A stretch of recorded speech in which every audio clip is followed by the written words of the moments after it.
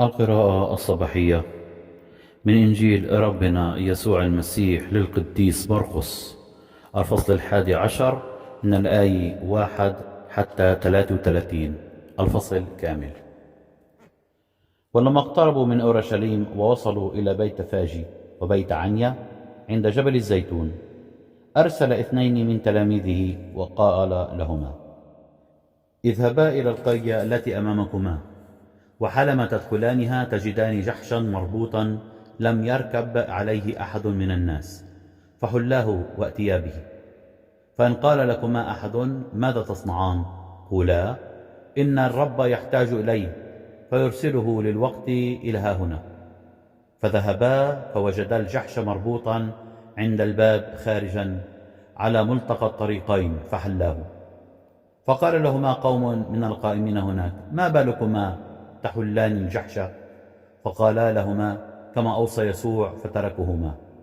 فأتيا بالجحش إلى يسوع وطرحا ثيابهما عليه، فركب عليه. وفرش كثيرون ثيابهم في الطريق، وآخرون قطعوا أغصانا من الأشجار وفرشوها في الطريق.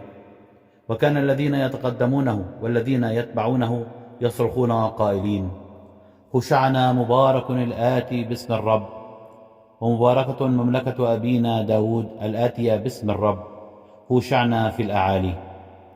فدخل يسوع أورشليم والهيكل، وبعد أن نظر حوله إلى كل شيء وقد أقبل المساء، خرج إلى بيت عنيا مع 12. وفي الغد لما خرجوا من بيت عنيا جاع، فنظر عن بعد لشجرة تين مورقة، فجاء لعله يجد عليها ثمرا.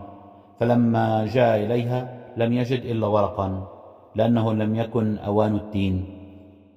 فأجاب وقال لها: لا يأكل أحد ثمرة منك بعد إلى الأبد. وكان تلاميذه يسمعون. وجاءوا إلى أورشليم ثانية، فدخل يسوع الهيكل، وجعل يخرج الذين يبيعون ويشترون في الهيكل، وقلب موائد الصيارفة وكراسي باعة الحمام، ولم يدع أحدا يمر عبر الهيكل وهو يحمل متاعا. وكان يعلمهم قائلا: أليس مكتوبا ببيتي بيت صلاة يدعى لجميع الأمم؟ وأنتم جعلتموه مغارة لصوص. فسمع الكتبة والفريسيون ورؤساء الكهنة فالتمسوا كيف يهلكونه، لأنهم كانوا يخافونه، إذ الجمع كله كان مبهوتا من تعاليمه. ولما كان المساء خرج إلى خارج المدينة.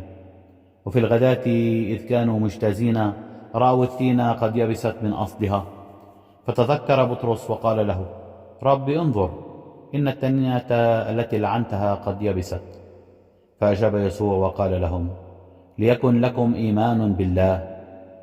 فإني الحق أقول لكم، إن من قال لهذا الجبل انتقل واهبط في البحر، وهو لا يشك في قلبه بل يؤمن بأن ما يقوله سيحدث، فإنه يتم له مهما قال.